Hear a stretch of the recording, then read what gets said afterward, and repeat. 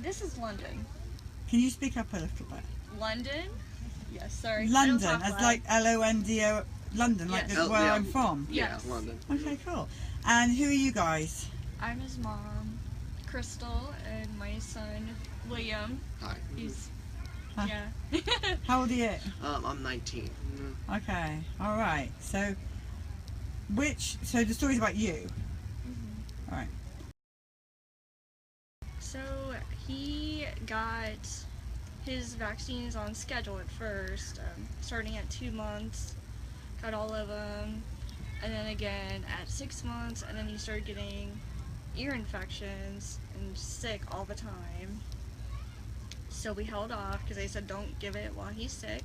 Who said don't give it while The sick? doctor. Really? Yes. Don't Huh? give vaccines while they're sick. That doctor needs to be.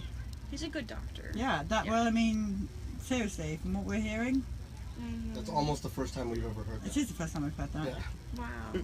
Yeah, they wouldn't give it to him while he was sick, but then he was fine, so we waited a while till he was about 18 months, and we got him his next round, and I only had him do actually one shot at that time, and it was the DTaP, and he was, later on that evening, he was fine when he first got it, but later on that evening he had a high fever, he turned blue, just breathing really fast, and maybe even by the time I got him in the hospital, his body was limp, blue, just lifeless.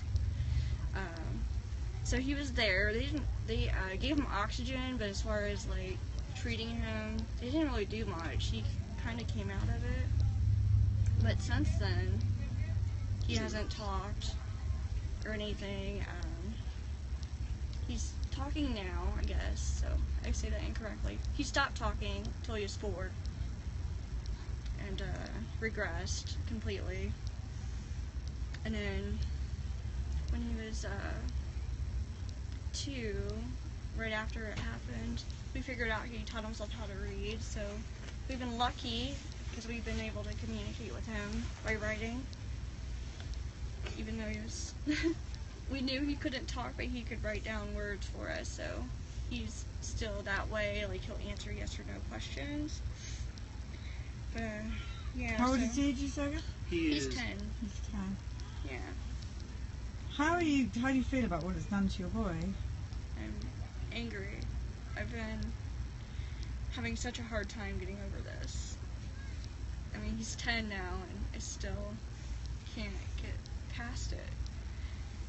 It doesn't get any easier, and what upsets me most is my family and friends, and they just say, that's how he is. Just don't try to change him. Like, my son broke his arm. I took him to the doctor and got him a cast because I wanted him to feel better. I don't want to change him. I want to help him.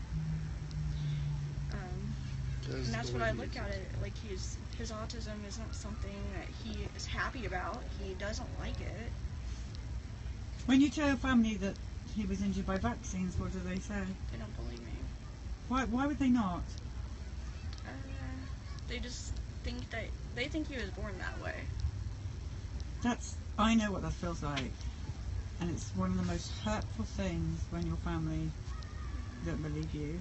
They're supportive now, but I mean, they still don't agree with me. They don't think that they think he was born that way. No. But other than that, they're supportive. But my husband's family actually watched him change. Like, she helped take care of him, and she saw the change. She watched him on a daily basis because we had a family business, so we're always together. So she saw him every day, and she saw him change, and the other teachers that were there around him saw him change, and just. What has this vaccine injury done to your son? What has it taken away from him? His ability to communicate. He can't stand to be in a room full of people. He can't. I haven't been to their choir stuff or ball games in years because he can't tolerate it. There was an incident that happened one of the moments that I just realized like how bad it was is, it was just a normal day.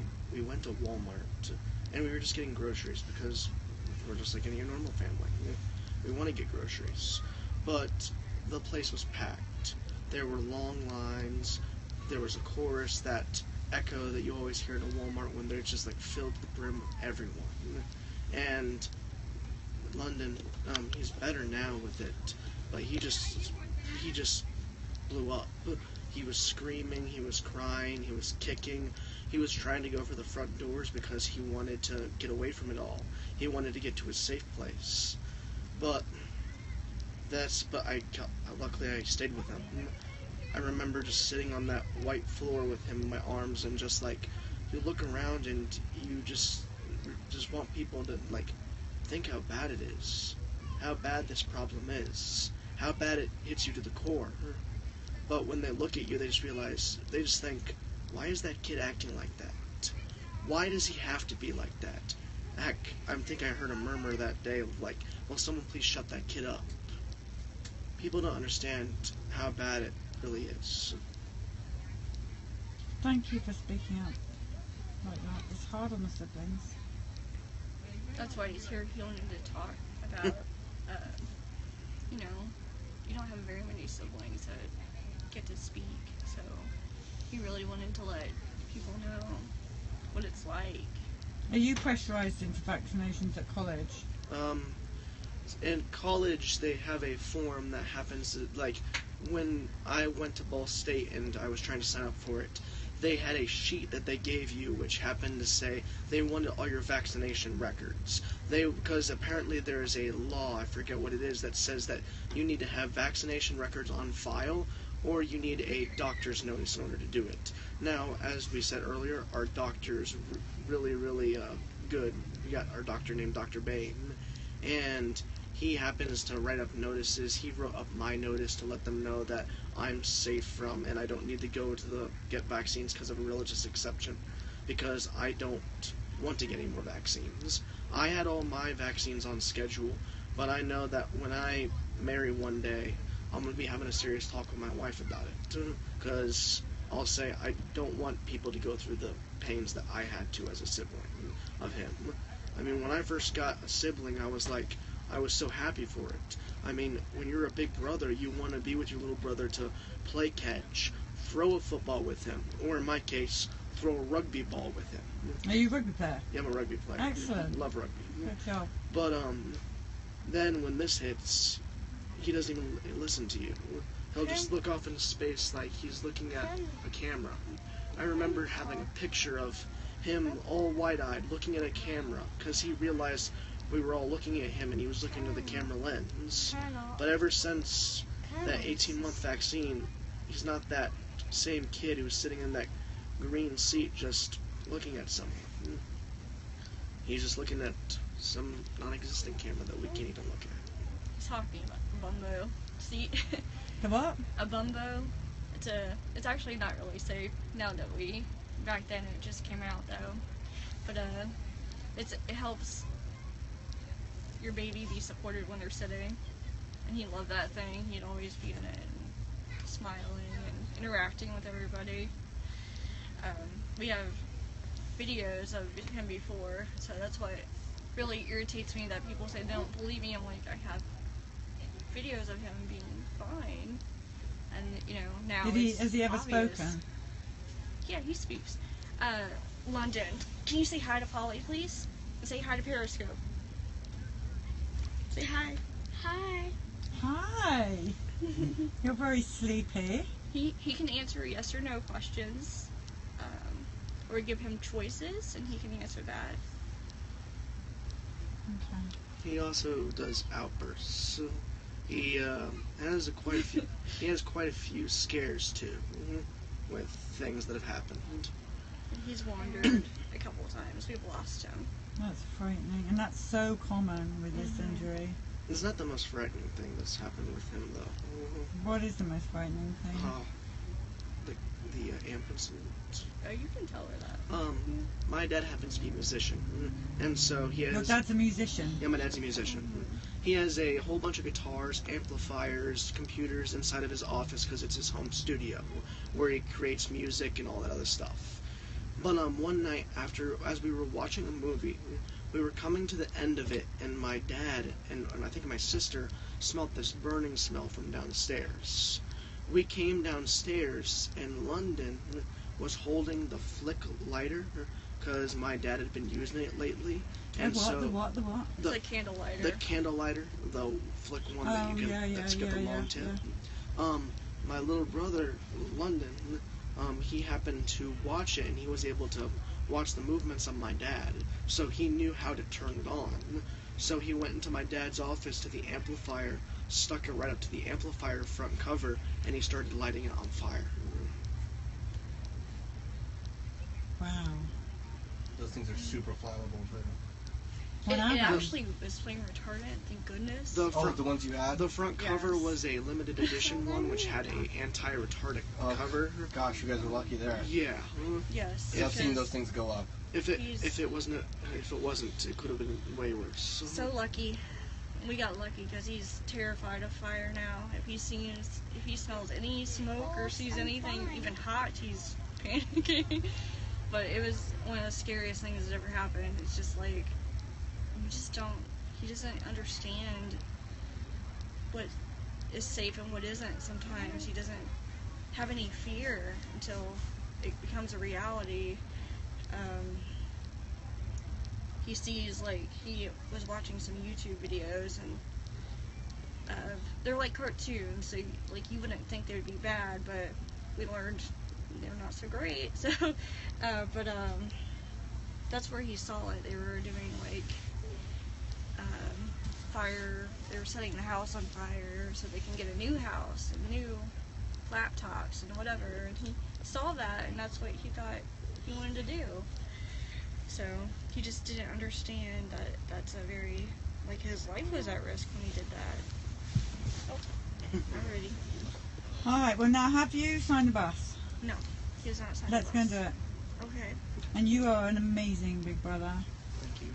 And it'd be really great actually if I could get you in contact with Bella, my daughter, she's 21. She has a Facebook page, Vax Siblings Worldwide. It'd just be great to have you on there. Thank you.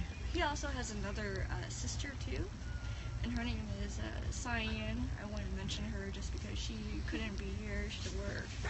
But she also takes care of London, and they're big Justin Bieber fans, so they listen to Justin Bieber and sing it all the time.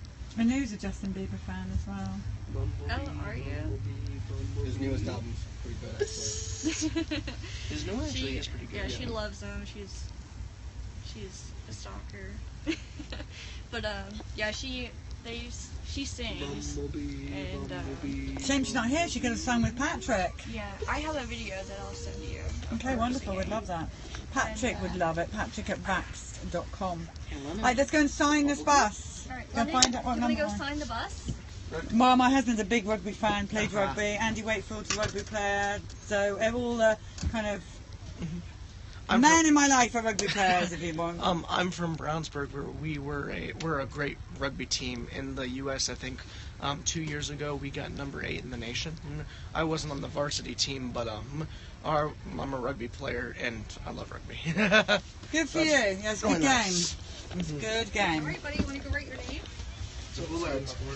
And you don't wear all that protective gear that I know. That's actually a contact sport. Who needs protective gear anyway, right? the British say to the Americans. 'Cause you What are see- you all dressed up for?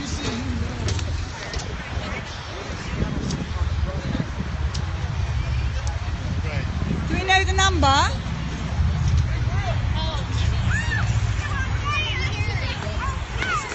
What, do we know our number? What number? 4198. Do you know bathroom? This is Dad. Where? Hi. Hey, how you doing? I was watching Good. on Periscope. They thought I was like spying on them. They were like, "Who is that guy over there?" Yeah. Yeah, we're hearing the fire story. Yeah. Wow. Yeah. That was not good situation. Where do you want to write it at, buddy? Do you know your number? Did I just tell it to you? I'll write the number. No. 4198. Who's next? Everybody's waiting for your name, baby. Well, I had the list right in the list. What's the number, buddy? And then your last name, Bud Ramsey.